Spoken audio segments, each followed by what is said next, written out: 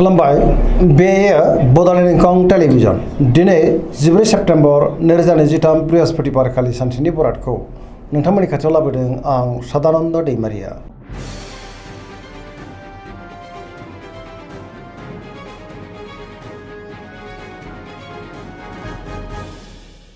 सिगां फरायनो लादों मेष राशि गिबि हांखो अ ल दिनैनि साना जोबोर मोजां गोथों आरो गोग्गो साननो रोंगोन गियाननि आंखाल जानाय नङा सोरजोंबा बाख्नायजानो हागौ बयजोंबो गोरोबनो रोंगोन न'खराव दिनै अनलायनाय फैगोन सोरजोंबा बाख्नायजानानै गोसोआ दिनै जोबोर गोजोनगोन जेरावबो जाफुंसारनोबो हागौ मावनो लानाय खामानिखौ थि समावनो आरो गोरलैयैनो मावफुंनोबो हागोन देहाया दिनै मोजाङै थागोन रांखावरियाव मोजां बेफार फालांगियावबो दिनै जोबोर मोजां मुलाम्फा मोनगोन आयाबो बांनो हागौ न'खराव बिसि फिसायनि गेजेराव अनलायनाया बांगोन बिमा बिफानि अननाय आबोरखौबो दिनै मोननो हागौ बहाबा थांनांगौब्ला दिनै जोबोर मोजां आरो मोजाङैनो हान्थिनोबो हागोन सेंग्रा सिख्लाफ्रा दिनै जोबोर खुसि जागोन आरो गावबा गावनि गोसोनि साननायखौ फोरमायलायनोबो हागोन पजिटिभ एनार्जिनि गोहोम गोग्लैनोबो हागौ धोरोमारि बिथिङावबो दिनै गोसो दुंखांगोन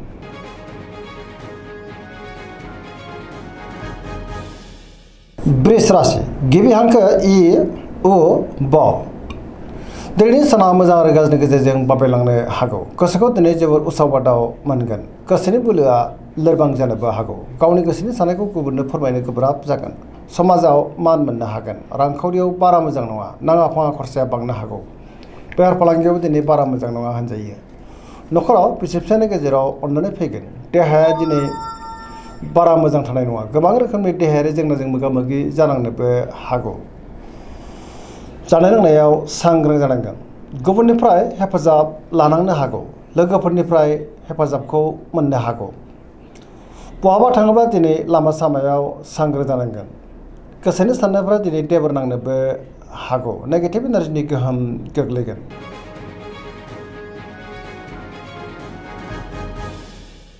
मिथुन राशि गिबि हांखो क स दिनैनि साना जोबोर मोजां बयजोंबो अनसायजागोन गुबुननि थाखाय गोबां मोजां खामानि मावनानै होनोबो हागोन माबा नङा माबा मोनसे मोजां खौरां मोननोबो हागौ गोबां रोखोमनि जेंनाखौ दिनै सुस्रांनोबो हागोन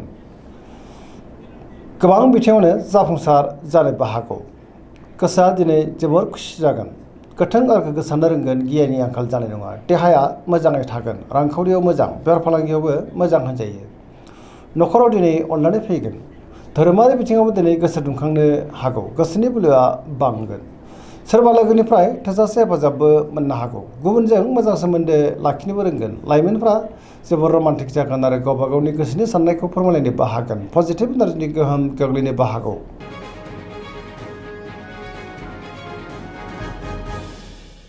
कर्कट राशि गिबि हांखो ड ह दिनैनि साना मोजां आरो गाज्रिनि गेजेरजों बाबेनलांनो हागौ गोबां रोखोमनि जेंना जेंगोनाजों मोगा मोगि जानांनो हागौ गुबुननि थाखाय नाङा फाङा जेंनायाव गोग्लैनांनोबो हागौ गोसोआव जिंगायाबो बांनो हागौ समाजाव लोगो लेवा बांगोन सोरजोंबा रायखोमा जानोबो हागौ गोसोनि साननायफ्रा दिनै देबर नांगोन आरो नेगेटिभ एनार्जिनि गोहोम गोग्लैनोबो हागौ रांखावरियाव मोजां अब्लाबो नाथाय खरसायाबो बांनो हागौ बेफार फालांगियाव मोजां होनजायो देहाया दिनै मोजाङैनो थागोन गुबुननिफ्राय हेफाजाब मोननो हागौ समाजाव नाथाय मानहानि जानांनोबो हागौ फरायसाफ्रा दिनै फरायनायाव गोसो दुंखांगोन आरो मोजां फिथाइ मोनगोन लाइमोनफ्रा जोबोर रमान्टिक जागोन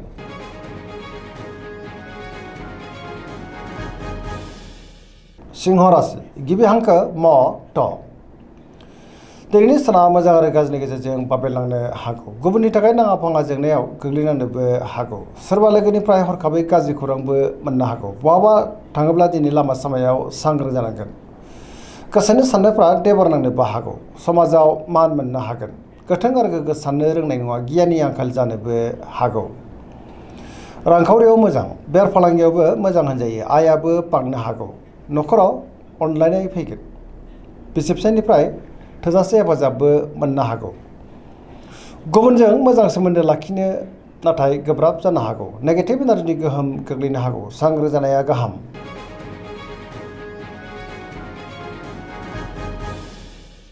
कन्या राशि गिबि हांखो प ट दिनैनि साना जोबोर मोजां माबा नङा माबा मोनसे मोजां खौरां मोननोबो हागौ। सोरबा गोजाम लोगोजों बहाबा लोगो मोनज्लायनायनि गोसोआ दिनै जोबोर खुसि जागोन।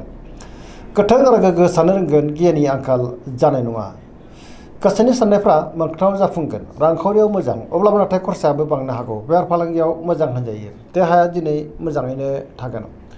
गोबां मुंदांखा सुबुंजों दिनै लोगो मोनज्लायनोबो हागौ। न'खराव अननानै फैगोन। गोबां खामानियाव दिनै मुखुब थागोन। सोरजोंबा बाख्नाय जानानै गोसोआ दिनै जोबोद खुसि जागोन। पजिटिभ एनार्जिनि गोहोम गोग्लैगोन। सोरबा लोगोनिफ्राय मोजां खौरां मोननो हागौ। लाइमोनफ्रा दिनै जोबोर रमान्टिक जागोन आरो गोसोनि साननायखौ फोरमायलायनोबो हागोन।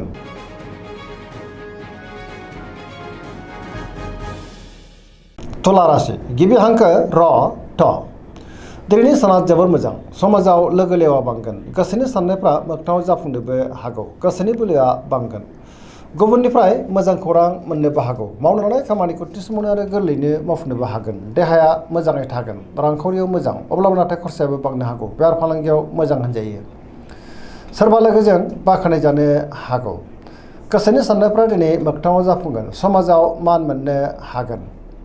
बहाबा थाङोब्ला दिनै जोबोद मोजां आरो मोजाङैनो हान्थिनोबो हागोन। लोगोफोरनिफ्राय थोजासे हेफाजाबबो मोननो हागौ। गोदान थांखि लानो रोंगोन। सेंग्रा सिख्लाफ्रा दिनै जोबोद रमान्टिक जागोन आरो गावबा गावनि गोसोनि साननायखौ फोरमायलायनोबो हागोन।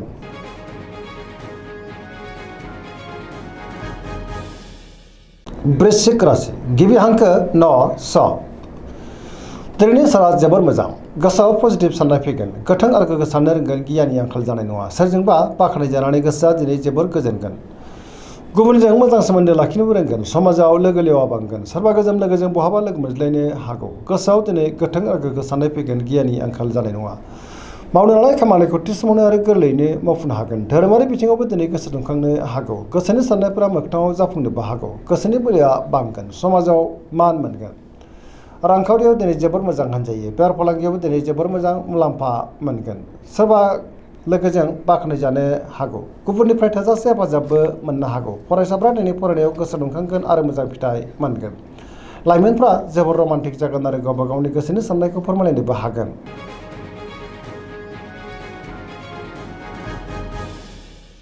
धनु राशि गिबि हांखो ध फ भ।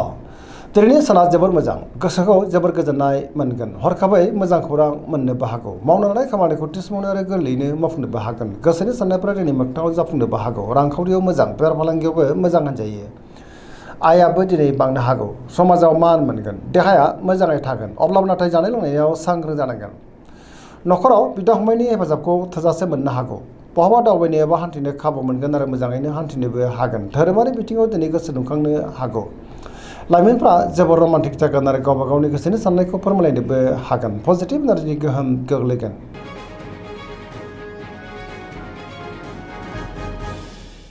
मकर राशि गिबि हांखो ख ज। दिनैनि साना जोबोर मोजां। गोसोखौ दिनै जोबोर गोजोननाय मोनगोन। सोरबा लोगोजों बाख्नाय जानो हागौ। गोबां मोजां मोजां खाबुबो दिनै मोननो हागौ। गोसोआव गोथों आरो गोग्गो साननाय फैगोन, गियाननि आंखाल जानाय नङा। माबा नङा माबा मोनसे मोजां खौरां फैनोबो हागौ। रांखावरियाव मोजां, बेफार फालांगियावबो मोजां होनजायो। सोरबा गोजाम लोगोजों बहाबा लोगो मोनज्लायनो हागौ।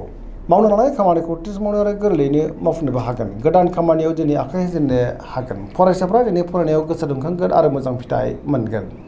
सेंग्रा सिख्लाफ्रा जोबोर रमान्टिक जागोन आरो गावबा गावनि गोसोनि साननायखौ फोरमायलायनोबो हागोन। देहायाबो दिनै मोजाङैनो थागोन आरो पजिटिभ एनार्जिनि गोहोम गोग्लैगोन।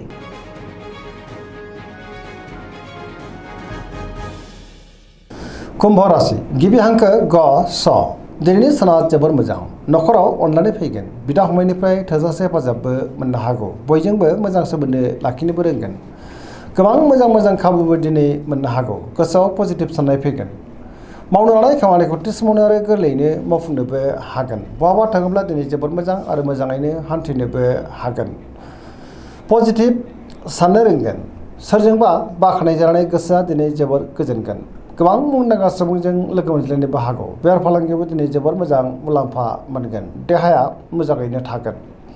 गुबुननिफ्राय दिनै थोजासे हेफाजाबबो मोननो हागौ। बिमाफोरनि अननाय आरो बोरखौ मोननोबो हागौ। बहाबा दावबायनो एबा हान्थिनो खाबु मोनगोन आरो पजिटिभ एनार्जिनि गोहोम गोग्लैगोन।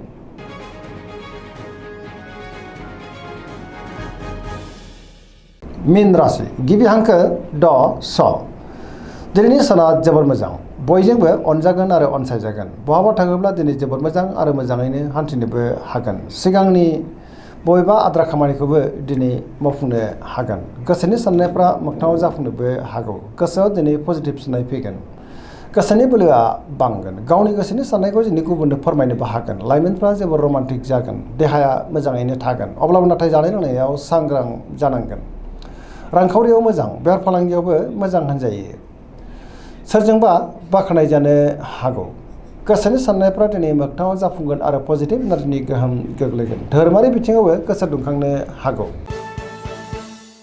दिनैनि राशि फरायनाय एसेनोसै जोबनायाव बेखौनो खावलायो जाहाथे नोंथांमोना सानफ्रामबो जोंनि बे बड'लेण्ड इंखं टेलिभिजनखौ नायबाय थायो आरो साबस्क्राइब खालामो लोगोसे लाइक खालामो आरो शेयार खालामो एसेनोसै गोजोन्थों।